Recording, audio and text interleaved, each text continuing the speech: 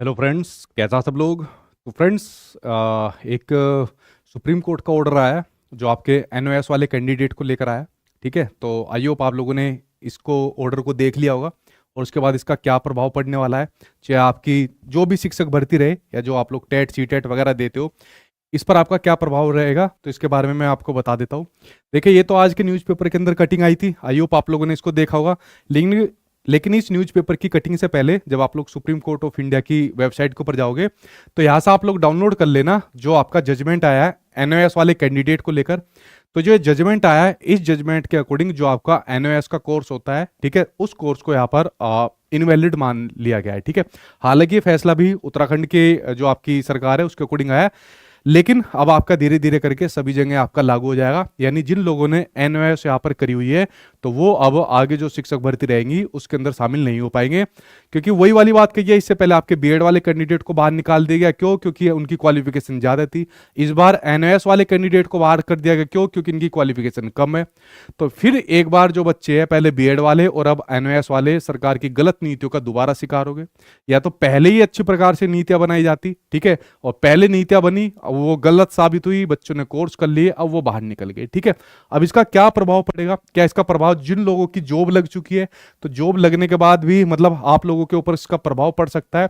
इस ऑर्डर को मैं डलवा दूंगा, अपने टेलीग्राम पर डलवा दूंगा, इसको देख लेना आप लोग, सचिन एकेडमी टेलीग्राम पर। ठीक है, जहां पर एनएस वालों के लिए मना कर दिया कि अब वो लोग इनवैलिड हो गए हैं शिक्षक भर्तियों के लिए।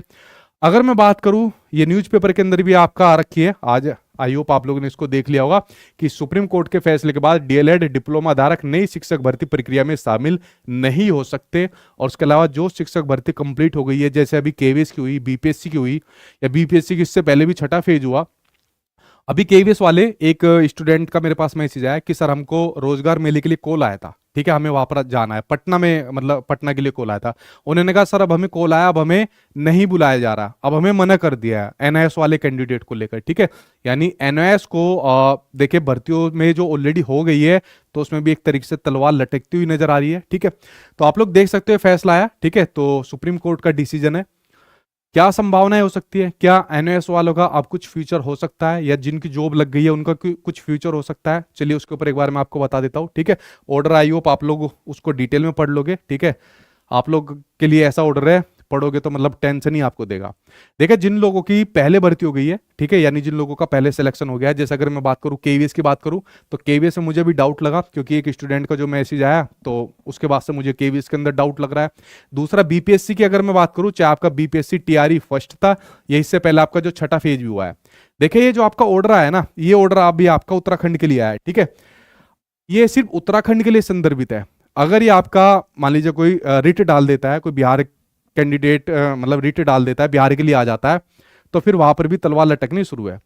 इसमें मतलब एक तरीके से क्या, कैसे जान बचाई जा सकती है? जिन लोगों की जॉब है, तो जिन लोगों की जॉब है वो इस तरीके से जान बचा सकते हैं कि भाई जैसा आप लोगों ने ये 18 महीने का कोर्स निकाला था, जो ऑलरेडी कॉन्ट्रैक्ट पर टीचर पढ़ा रहे थे तो उनके लिए आपने कोर्स निकाला था, ठीक है, क्योंकि वो टाइम की शॉर्टेज थी, वो नहीं करा सकते थे। तो जॉब लगने के बाद आपने कोर्स निकाला, तो भाई हमारी भी तो अब जॉब लग गई है, ठीक है, तो हमारी अब जॉब लग गई है, तो हमारे लिए भी कुछ इस प्रकार का प्रावधान कर दो। तो अगर मानिए न्यायालय के सामने इस प्रकार की अगर कोई पेशकश जाती है, तो क्या पता वो आप लोगों के हक में भी चला जाए। ठीक है, कुछ भी हो सकता है, इसके ऊपर मैं अपनी तरफ से कुछ नहीं कहूंगा कि हो भी सकता है, नहीं भी हो सकता है। तो मतलब इस तरीके से अपील की जा सकती है। तो आप लोग रिव्यू पिटीशन अगर डालना चाहे तो डाल सकते हो, या जो भी आप लोग अपने वकील से सोच रहे हो। तो आप लोगों ने देख लिया कि जो एनआईओएस वाले कैंडिडेट है, तो उनके लिए भी जैसे बीएड वाले कैंडिडेट है उनके लिए रास्ता बंद हुए, ठीक उसी प्रकार से एनओएस वाले कैंडिडेट के लिए भी यहाँ पर रास्ते बंद हो गए हैं। और ठीक उसी प्रकार की मार इन बच्चों को पड़ी है जैसे बीएड वालों को पड़ी थी, गलत नीतियों की वजह से। ठीक है, तो ये एक बुरी खबर थी। मैं सोच रहा था इसको ना दो, आई होप आप लोगों को पता चल गया होगा, लेकिन बच्चे कह रहे थे सर इसके बारे में बता दीजिए, तो मैंने सोचा आपको ये बता देता हूँ। ठीक है, तो ये आज के न्यूज़ थी। बाकी जिन लोगों की जॉब लग गई है, तो अभी देखिए आप लोगों के मतलब क्या चीज़ें आती है, तो अभी उसके ऊपर कुछ भी कह पाना पॉसिबल नहीं है। ठीक है, चलिए आज की वीडियो के अंदर इतना ही बताना था, कुछ नई चीज़ आएगी तो आपको इन्फॉर्म करूंगा। Thank you.